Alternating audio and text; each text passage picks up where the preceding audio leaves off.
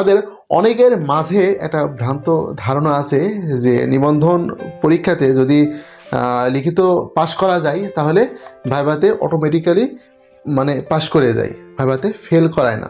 অর্থাৎ একাডেমিক যে রেজাল্ট রয়েছে বা উপস্থিতি আছে এসব মিলাই যে মার্কটা আসে সেই মার্কেই একজন ক্যান্ডিডেট সে ভাইভা পাশ করে যায়, ভাইভাতে কোনো ফেল নেই, ভাইভাতে 100% পাস।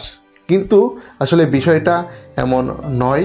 আমি আজকের এ পর্বে সমস্ত তথ্য উপাত্ত সম্বলিত এই যে একটা বই, অর্থাৎ গত ১৭তম যে নিয়োগ বিজ্ঞপ্তিটা শেষ হয়েছে, অর্থাৎ সার্কুলার থেকে শুরু করে জয়নিং পর্যন্ত যত রেকর্ড, সকল রেকর্ড আমি এই বইতে লিপিবদ্ধ করেছি। অর্থাৎ সবগুলো প্রিন্ট আউট করে আমি একটা বই বানাইছি, যেখানে কতজন পরীক্ষার্থী পরীক্ষায় অংশগ্রহণ করলো এবং কতজন পাস করলো এবং কতজন জয়েন করলো সব ডিটেলস এখানে আছে। এবং এই তথ্য ধরেই আমি আজকের এই পর্বে প্রমাণ করব যে এনটিআরসিএ তারা ভাইভাতেও ফেল করায়। তো এখানে অন্ধ বিশ্বাস নিয়ে আপনার ভাইভা দিতে যাওয়ার কোনো প্রয়োজন নেই। ভাইভার জন্য আপনাকে পড়াশোনা করতে হবে, যেমনটা পড়াশোনা করেছেন লিখিতর জন্য, ঠিক তেমনই ভাইভার জন্য একটা ভালো প্রস্তুতি নিয়ে তারপরে ভাইভা দিতে হবে। তো আজকের এই পর্বটি সম্পূর্ণ দেখার পরে এনটিআরসিএ যে ভাইভাতে ফেল করায় না এমন যে একটা অন্ধবিশ্বাস আপনাদের ভিতরে ছিল সেই বিশ্বাসটা কেটে যাবে। তো সম্পূর্ণ ভিডিওটা দেখতে থাকুন। আমি বিগত যেই ১৭তম নিবন্ধন পরীক্ষাটা শেষ হয়েছে এবং তারা ইতিমধ্যে কিন্তু তারা জয়েন করে চাকরি করতেছে, তো তাদের যেই ইতিহাসটা রয়েছে সেই ইতিহাসটা আমি খুব সুন্দর করে আপনাদের মাঝে উপস্থাপন করব এবং এই তথ্যগুলো আপনারা দেখলেই বুঝতে পারবেন যে আসলেই প্রকৃতপক্ষে এনটিআরসিএ ভাইভাতে ফেল করায় কি না। তো আমি মূল আলোচনায় যাওয়ার পূর্বে আপনাদের একটা কথা বলে যাই, সেটা হচ্ছে আপনি যদি নিবন্ধন পরীক্ষার্থী হয়ে থাকেন, অর্থাৎ নিবন্ধন সম্পর্কিত যদি কোনো তথ্যের প্রয়োজন হয়ে থাকে তাহলে সমস্ত তথ্য আপনি এই চ্যানেলের পক্ষ থেকে পেয়ে যাবেন। এজন্য আপডেট সকল তথ্য পাওয়ার জন্য চ্যানেলটি অবশ্যই সাবস্ক্রাইব করে বেল বাটনটি চেপে রাখবেন, যাতে নতুন কোনো নিউজ বা নতুন কোনো তথ্য আপলোডের সাথে সাথে আপনি নোটিফিকেশনটা পেয়ে যান। তো এখন চলে যাচ্ছি আমি আমার মূল আলোচনায়, যে আলোচনার মাধ্যমে আমি প্রমাণ করব যে এনটিআরসিএ তারা ভাইভাতেও ফেল করায়। তো আমার কাছে এই যে বইটা রয়েছে এটা ধরেই আমি ১৭তমদের জন্য যে রেকর্ডটা রয়েছে সেই রেকর্ডটা আমি আপনাদের দেখাচ্ছি, যে এখানে লিখিততে কতজন পাস করলো বা ভাইভাতে কতজন পাস করলো বা প্রিলিতে কতজন পাস করলো সব তথ্য এখন আপনারা জানতে পারবেন। তো এখানে আমরা দেখতে পাচ্ছি যে ১৭তম সার্কুলারটা মূলত প্রকাশ হয় ২৩শে জানুয়ারি ২০২০ সালে। এর আবেদনটা শুরু হয় ১ তারিখে। আবেদন পড়েছিল হচ্ছে ১১,৯৩,৯৭৮টি, অর্থাৎ ১১,৯৩,৯৭৮ জন সর্বমোট আবেদন করেছিল এই ১৭তম এনটিআরসিএ সার্কুলারে। এর মধ্যে প্রিলিমিনারিতে অংশগ্রহণ করে ৬,০৮,৪৯২ জন, অর্থাৎ প্রায় এখানে অর্ধেকের কাছাকাছি ক্যান্ডিডেট কিন্তু প্রিলিমিনারিতে অংশগ্রহণ করে না। এবং এই ৬,০৮,৪৯২ জন প্রার্থীর মধ্যে তারা প্রিলিতে পাশ করে হচ্ছে মাত্র ১,৯১,৪৩৬ জন। এবং এই সম্পূর্ণ প্রার্থী তারা হচ্ছে লিখিত পরীক্ষাতে অংশগ্রহণ করে, অর্থাৎ লিখিত পরীক্ষাতে অংশগ্রহণ করে হচ্ছে ১,৫১,৪৩৬ জন, যার মধ্যে লিখিততে পাশ করে হচ্ছে ২৬,২৪২ জন। পরবর্তীতে এই ২৬,২৪২ জন যারা লিখিততে পাশ করলো এর মধ্যে থেকে কিছু সংখ্যক বাদ পড়ে যায়, অর্থাৎ তারা পরীক্ষা দেয় না, হয়তো বা অন্য কোথাও চাকরি হয়ে যায় বা আরও অন্য কোনো কারণ থাকতে পারে। তো যাই হোক, এই ২৬,২৪২ জন লিখিত যারা পাশ করলো তাদের মধ্যে ভাইভাতে অংশগ্রহণ করলো হচ্ছে ২৫,২৪০ জন।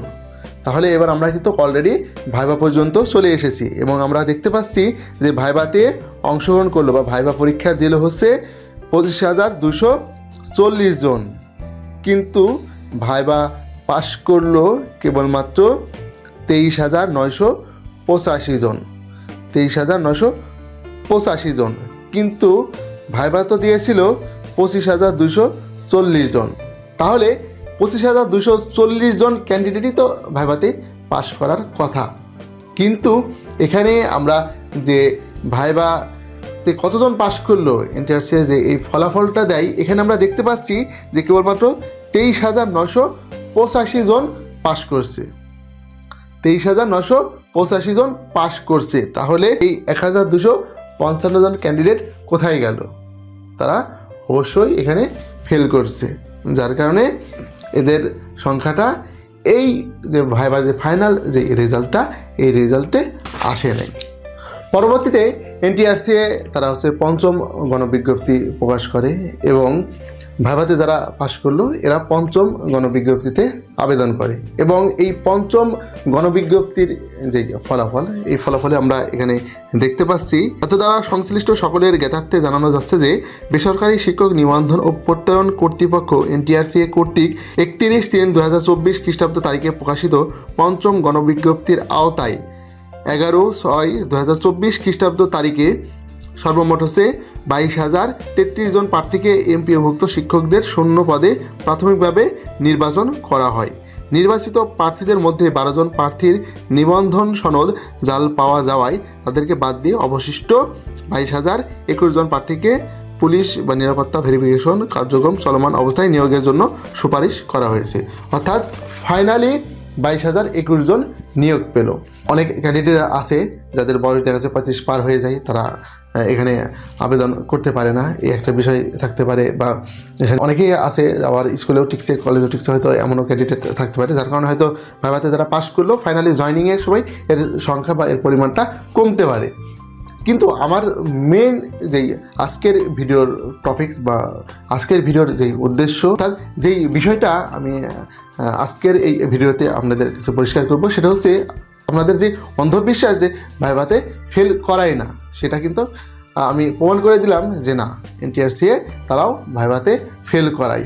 এবং এই ইনফরমেশনটা আপনারা এখানে খুব সুন্দর মতো দেখতে পাচ্ছেন যে ভাইভাতে অংশগ্রহণ করলো 25,240 জন, যার মধ্যে ভাইভা পাস করলো 23,985 জন এবং এখান থেকে ভাইভা থেকে বাদ পড়লো 1,255 জন, অর্থাৎ 1,255 জন ক্যান্ডিডেট তারা ভাইভাতে ফেল করলো। তো অন্যান্য চাকরির তুলনায় এই এনটিআরসি ভাইভাতে একটু কম ফেল করায়, এটা সত্য, কিন্তু ফেল করায়।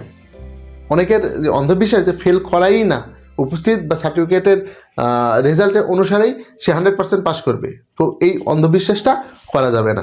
এজন্য আপনারা যারা ভাইভা প্রার্থী আছেন বা ভবিষ্যতে রিটেন পাস করবার যখন ভাইভা দিবেন, তখন অবশ্যই এই ভিডিওটা যদি দেখে থাকেন তারা অবশ্যই সচেতন হবেন যে না, আপনি রিটেনে যেমন পড়াশোনা করছেন ঠিক তেমনই একটু পড়াশোনা করেই তারপরে ভাইভাতে যেতে হবে, তা না হলে ভাইভা কিন্তু খারাপ হলেই আপনি বাদ পড়ে যাবেন।